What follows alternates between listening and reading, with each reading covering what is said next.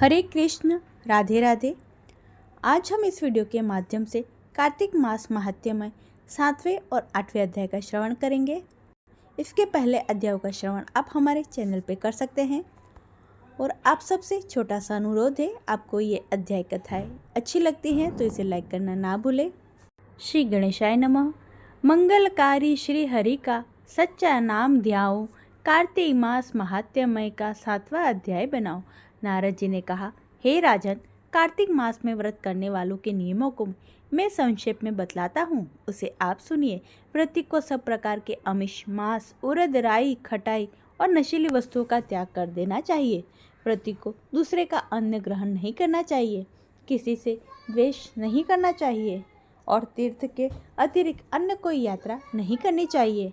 देवता, वेद, ब्राह्मण, गाय, व्रती, नारी, राजा तथा गुरुजनों की निंदा भी नहीं करनी चाहिए। व्रती को दाल, तिल, पकवान व दान किया हुआ भोजन ग्रहण नहीं करना चाहिए। किसी की चुगली, निंदा नहीं करनी चाहिए। किसी भी जीव का मांस नहीं छूना चाहिए। पान, कत्था, चूना, नींबू, मसूर, बासी तथा झूठे अन्न का भी प्रयोग नहीं करना चाहिए। गाय, बकरी, भैंस के अतिरिक्त अन्य किसी पशु का दूध नहीं पीना चाहिए। कांस्य के पात्र में रखा हुआ पंचगव्य, बहुत छोटे घड़े का पानी तथा केवल अपने लिए ही पका हुआ अन्न प्रयोग करना चाहिए। कार्तिक माह का व्रत करने वाले मनुष्य को सदैव ब्रह्मचर्य का पालन करना चाहिए। उसे धरती पर सोना चाहिए और दिन के चौथे पहर में केवल एक बार पत्तल में भोजन करना चाहिए। व्रती कार्तिक माह में केवल नरक चतुर्दशी, जिसे छोटी दिवाली भी कहा जाता है, इस दिन ही शरीर में तेल लगा सकता है। कार्तिक माह में व्रत करने वाला मनुष्य को सिंगाड़ा, प्याज, मट्ठा, गाजर, मूली, काशी फल, लौकी, तरबूज, इन वस्तुओं का बिल्कुल प्रयोग नहीं करना चाहिए। रजस्वला, चांडाल, पापी, मल्लेच्छ, पतित, व्रतहीन, ब्राह्मण दोही और नास्तिकों से बातचीत नहीं करनी चाहिए। भगवान विष्णु को प्रसन्न करने के लिए अपनी शक्ति के अनुसार चंद्रायण आदि का व्रत करना चाहिए और उपयुक्त नियमों का पालन करना चाहिए। व्रती को प्रतिपदा को कुम्हड़ा, द्वितीय को कटहल, तृतीय को तरुणी स्त्री, चतुर्थी को मूली, पंचमी को बेल, षष्ठी को तरबूज, सप्तमी को आंवला, अष्टमी को नारियल, नवमी को मूली, दशमी को लौकी, एकादशी को परवल, द्वादशी को बेर, त्रयोदशी को मट्ठा, चतुर्दशी को गाजर तथा पूर्णिमा को शाक का प्रयोग नहीं करना चाहिए। रविवार को आंवला का प्रयोग नहीं करना चाहिए। कार्तिक माह में व्रत करने वाला मनुष्य यदि इन शाकों में से किसी शाक का सेवन करना चाहे, पहले ब्राह्मणों को देखकर फिर ग्रहण करे। यही विधान माघ माह के व्रत के लिए भी किया जाता है। देवोत्थानी एकादशी में पहले कही गई विधि के अनुसार नृत्य, जागरण, गायन, वादन आदि करना चाहिए। इसे विधि पूर्वक करने वाला मनुष्य को देखकर यमदूत भी भाग जाते हैं, जैसे सिंह की गर्जना से हाथी भाग जाते हैं। कार्तिक माह का व्रत सभी व्रतों में श्रेष्ठ है। इसके अतिरिक्त जिसने भी व्रत यज्ञ है, वह 1000 की संख्या में किए जाने पर इसकी तुलना नहीं कर सकते, क्योंकि यज्ञ करने वाला मनुष्य को सीधा वैकुंठ प्राप्त होता है। जिस प्रकार राजा की रक्षा के लिए उसके अंगरक्षक करते हैं, उसी प्रकार कार्तिक माह का व्रत करने वाले की रक्षा स्वयं भगवान विष्णु आज्ञा से इंद्रादि देवता करते हैं। व्रती मनुष्य जहाँ भी रहता है, वहीं पर उसकी पूजा होती है, उसका यश फैलता है। उस स्थान पर भूत पिशाच आदि कोई नहीं कर पाते। विधि पूर्वक कार्तिक माह का व्रत करने वाला मनुष्य के पुण्य फलों का वर्णन करने में ब्रह्मा जी भी असमर्थ है। यह व्रत सभी पापों को नष्ट करने वाला, पुत्र पौत्र प्रदान करने वाला और धन धान्य की वृद्धि करने वाला है। कार्तिक माह की 7वें दिन की कथा। कार्तिक माह में 8 वारों की कथा। किसी गांव में एक माँ बेटा रहते थे और बहू भी साथ रहती थी। एक दिन माँ सुबह गंगा स्नान के लिए जा रही थी तो बहू से कह गई कि मेरे बेटे को सुबह रोटी दे देना। उसने कहा, ठीक है, मैं दे दूंगी। सुबह बेटा उठा तो बोला, माँ मुझे रोटी दो। यह सुन उसकी पत्नी आई और बोली, ना तो तुम्हारी माँ यहाँ है और ना ही रोटी, कुछ कमा कर लाओगे तो मैं रोटी दूंगी। वो बोला, भगवान मैं कमाना नहीं जानता। लेकिन बहू नहीं मानी। उसने कहा, अच्छा तुम 4 रोटी आम के अचार के साथ ही दे दो। बहू ने 4 रोटी बनाई और अपने पति को दे दी। वह रोटी लेकर कुएं की मुंडेर पर आकर बैठ गया और भगवान को याद कर कहने लगा। वो बोला, राम मैं कमाना नहीं जानता हूँ। भगवान उसकी बात सुन ब्राह्मण का वेश बनाकर आए और कहने लगे कि तुम इतने उदास क्यों बैठे हो। वो बोला, मेरी पत्नी ने कहा है कि जब तुम कमाना जानोगे और कमा कर लाओगे तभी रोटी मिलेगी, लेकिन मैं कमाना नहीं जानता। भगवान बोले कि मैं कमाना नहीं जानता हूँ, लेकिन मैं 8 वारों के नाम जानता हूँ, इससे तुम्हारे घर का अटूट भंडार भर जाएंगे। भगवान बोले कि तुम चावल के दाने ले लेना और पानी की घंटी देना। जो बर्तन ढके हुए हैं उनका मुंह खोल देना। जो घर के बर्तन उल्टे पड़े हैं उनका सीधा कर देना। भगवान के रूप में ब्राह्मण ने कथा कही और उनसे सुनी। रविवार, सोमवार, मंगलवार, बुधवार, बृहस्पतिवार, शुक्रवार, शनिवार 8 वारों का आसरा भरियो पीहर सासरा। इसके बाद उसके घर में अटूट भंडार होते चले गए।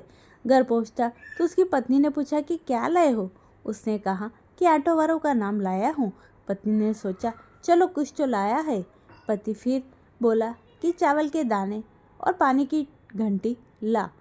जो औंधे मुंह पड़े हैं उन्हें सीधा कर दे और जो ढके हुए हैं उनका मुंह खोल दे। पति ने कही, पत्नी ने सुनी। रविवार, सोमवार, मंगलवार, बुधवार, बृहस्पतिवार, शुक्रवार, शनिवार 8 वारों का आसरा भरियो पीहर सासरा और अटूट भंडार होते चले गए। अपनी पत्नी से उसने एक दिन कहा कि मैं बेटी से मिलने जा रहा हूँ। फटे से कपड़े पहनकर बेटी के यहाँ गया तो बच्चे बोले नाना आए हैं, नाना आए हैं। बेटी बोली कि नाना क्या आए हैं? 2 दिन की मुफ्त की रोटियां तोड़ने आए हैं। बेचारा सोचने लगा कि गरीबी सब कहलवा देती है मुख से। पिता ने बेटी से कहा, बेटी मेरी 8 वार की कहानी सुन ले। बेटी ने जवाब दिया कि पिताजी मेरा झूठा है, और पिता भूखा ही सो गया। अगले दिन बेटी को पिता पर तरस आता है तो कहती है कि पिताजी आप अपनी कहानी सुनाओ। पिता बोला कि चावल दाने ला, पानी की घंटी ला, जो अंधे मुंह पड़े हैं उन्हें सीधा कर, जो ढके हुए हैं उनका मुंह खोल दे। पिता ने कही, बेटी ने सुनी। रविवार, सोमवार, मंगलवार, बुधवार, बृहस्पतिवार, शुक्रवार, शनिवार 8 वारों का आसरा भरियो पीहर सासरा और अटूट भंडार होते चले गए। बेटी टोकरे भर भर कर बांटने लगी। बेटी की पड़ोसनों ने जब कहा कि तुम तो कहती थी तुम्हारा बाप कुछ नहीं लाया है, तो ये इतना सामान जो तुम बांट रही हो ये कहाँ से आया? बेटी ने जवाब दिया, मेरे पिता तो खाली हाथ ही आए थे, ये तो 8 वारों की कहानी का फल है। पड़ोसन बोली कि अपने पिता को कहो कि हमें भी 8 वारों की कहानी सुना दे। पिता ने कहा, आज तो मेरा मुंह झूठा हो गया है, लेकिन कल मैं कहानी सुना दूंगा। दूसरे दिन पिता ने बेटी के पड़ोसियों को भी 8 वारों की कहानी सुनाई, जिससे उनके भी घर में भी अटूट भंडारे भर गए। जैसे भगवान के वेश में ब्राह्मण की 8 वारों की कहानी सुन सबके भंडार भर गए, उसी तरह से कहानी कहने वाले सुनने वालों के भी भंडार भर जाए। बोलिए कृष्ण कन्हैया लाल की जय, कार्तिक देवता की जय। आशा करती हूँ आपको अच्छी लगी होगी ये कहानी। कार्तिक मास महात्म्य 8वां अध्याय। जिसकी दया से सरस्वती भाव रही उपजाए, कार्तिक महात्म्य का कमल लिखे 8वां अध्याय। नारद जी बोले, अब मैं कार्तिक व्रत के उद्यापन का वर्णन करता हूँ, जो सब पापों का नाश करने वाला है। व्रत का पालन करने वाला मनुष्य कार्तिक शुक्ल चतुर्दशी को व्रत की पूर्ति और भगवान विष्णु को प्रीति के लिए उद्यापन करे। तुलसी के ऊपर एक सुंदर मंडप बनाए, उसकी केले के खंभों को संयुक्त करके नाना प्रकार के धातु से उसकी विचित्र शोभा बढ़ावे। मंडप के चारों ओर दीपकों की श्रेणी सुंदर ढंग से सजा कर रखे। उस मंडप में सुंदर बंधनवारों से सुशोभित 4 दरवाजे बनाए और उनके फूलों से तथा चवर से सुसज्जित करे। द्वारों पर पृथक पृथक मिट्टी के द्वारपाल बनाकर उनकी पूजा करे। उनके नाम इस प्रकार है, जय, विजय, चंड, प्रचंड, नंद, सुनंदन, कुमुद, कुमुदाक्ष। उनके चारों दरवाजों पर 2-2 क्रम में स्थापित कर भक्ति पूर्वक भजन करे। तुलसी की जड़ के समीप 4 अंगों से सुशोभित सर्वतोभद्र मंडल बनावे। उसके ऊपर पूर्ण पत्र तथा पंचरत्न से संयुक्त कलश की स्थापना करे। कलश के ऊपर शंख चक्र गदाधारी भगवान विष्णु का पूजन करे। भक्ति पूर्वक उस तिथि में उपवास करे और रात्रि में गीत वाद्य कीर्तन आदि मंगलमय आयोजनों के साथ जागरण करे। जो मनुष्य विष्णु के लिए जागरण करते हैं, जो भगवान विष्णु के लिए जागरण करते समय भक्ति पूर्वक भगवत संबंधी पदों का गान करते हैं, वे सैकड़ों जन्मों से पाप राशि से मुक्त हो जाते हैं। जो मनुष्य भगवान के निमित्त जागरण करके रात्रि भर भगवान का कीर्तन करते हैं, उनको असंख्य गोदान का फल मिलता है। जो मनुष्य भगवान की मूर्ति के सामने नृत्य ज्ञान करते हैं, उन्हें अनेक जन्मों को एकत्रित पाप नष्ट हो जाते हैं। जो भगवान के सम्मुख बैठकर कीर्तन करते हैं, उनको बांसुरी आदि बजा भगवत भक्तों को प्रसन्न करते हैं तथा भक्ति से रात्रि भर जागरण करते हैं, उन्हें करोड़ों तीर्थ करने का फल मिलता है। इसके बाद पूर्णमासी में भी सप्तनिक ब्राह्मण को निमंत्रित कर प्रातः स्नान और देव पूजन करके वेदी पर अग्नि की स्थापना करे और भगवान की प्रीति के लिए तिल और खीर की आहुति दे। होम की शेष विधि पूरी करके भक्तिपूर्वक ब्राह्मणों का पूजन करे और उन्हें यथाशक्ति दक्षिणा देकर इस प्रकार क्षमा प्रार्थना करे। आप सब लोगों की अनुकंपा से मुझ पर भगवान सदैव प्रसन्न रहे। इस व्रत को करने से मेरे 7 जन्मों में किए हुए पापों का नष्ट हो जाए, मेरी संतान चिरंजीवी हो, इस पूजा के द्वारा मेरी सभी मनोकामना पूर्ण हो, मेरी मृत्यु के पश्चात मुझे अतिशय दुर्लभ विष्णु लोक की प्राप्ति हो। पूजा की समस्त वस्तुओं के साथ गाय भी गुरु को दान दे। इसके पश्चात घर वालों मित्रों के साथ स्वयं भोजन करे।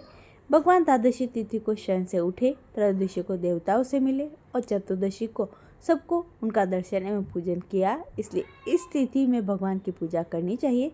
गुरु की आज्ञा से भगवान विष्णु की सुवर्णमय प्रतिमा का पूजन करें। इस पूर्णिमा को पुष्कर तीर्थ की यात्रा सर्वश्रेष्ठ मानी गई है। कार्तिक माह में इस विधि का पालन करना चाहिए।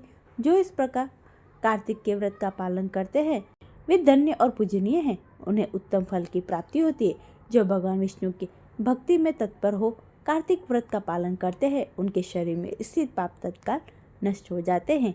जो श्रद्धा पूर्वक कार्तिक के उद्यापन का महात्म्य सुनता है या सुनाता है वह भगवान विष्णु का सायुज्य प्राप्त करता है।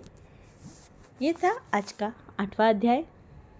कार्तिक माह में सुनी जाने वाली 8वें दिन की कथा। कार्तिक माह में नित्य नेम की कथा। एक बार एक बूढ़ा बाबा घर से रोज कमाने निकलता था और उसके रास्ते में एक मंदिर पड़ता था जहाँ बहुत सी औरतें बैठकर बाबा नित्यनेम की कहानी करती थी। एक बार बूढ़ा उन औरतों से पूछता है, तुम किसकी कहानी कह रही हो? वे बोली, बाबा हम नित्यनेम की कहानी कह रही हैं, आप भी यह कहानी सुन सकते हैं। जो वार सोमवार, वार मंगलवार, वार बुधवार, वार बृहस्पतिवार, वार शुक्रवार, वार शनिवार और रविवार पीछे आया। सोमवार जो महादेव का वार है 9 निध 12 सिद्ध बूढ़े बाबा तेरा आसरा, परियो पीहर सासरा का ढेर की धन के ढेर लग गए। बाबा तेरे भाग का हुआ, मेरे भाग का होगा तो घर में ही आ जाएगा। अब बूढ़े के घर में भी धन हो गया। बूढ़ा एक दिन बोला कि हमारे घर तो बहुत धन हो गया है, जाओ बेटी का भी पता ले आओ। बूढ़ा बेटी के घर गया। उससे पूछा, बेटी तो सुखी है या दुखी? बेटी बोली, मैं तो बहुत दुखी हूँ, कुछ खाने का हो तो खा लेते, नहीं तो मुंह और हाथ फेर कर सो जाते हैं। बूढ़ा बोला कि कोई बात नहीं बेटी, सब ठीक हो जाएगा, तू नेतमैन बाबा का नियम ले ले, लोटा भर कर उसमें चीनी चावल के दाने डाल कर ले आ। बेटी ने ऐसा ही किया और कहानी कही। वार सोमवार, वार मंगलवार, वार बुधवार, वार बृहस्पतिवार, वार शुक्रवार, वार शनिवार, वार रविवार पीछे आया सोमवार जो महादेव का वार है। 9 निध 12 सिद्ध बूढ़े बाबा तेरा आसरा, भरियो पीहर सासरा। कहानी कहते ही बेटी के घर में भी धन का ढेर हो गया। जिसे देख देवरानी जेठानी भागी भागी आई, कहने लगी, तेरा बाप आया तो क्या दे गया? बेटी ने कहा, मेरा बाप तो बहुत कुछ दे गया, नित नेम बाबा का नियम दे गया, जगह जोत की रोटी दे गया। देवरानी जेठानी कहने लगी, हमें भी सुना दे। वह बोली, ठीक है तुम भी सुन लो। वार सोमवार, वार मंगलवार, वार बुधवार, वार बृहस्पतिवार, वार शुक्रवार, वार शनिवार, वार रविवार पीछे आया सोमवार जो महादेव का वार है।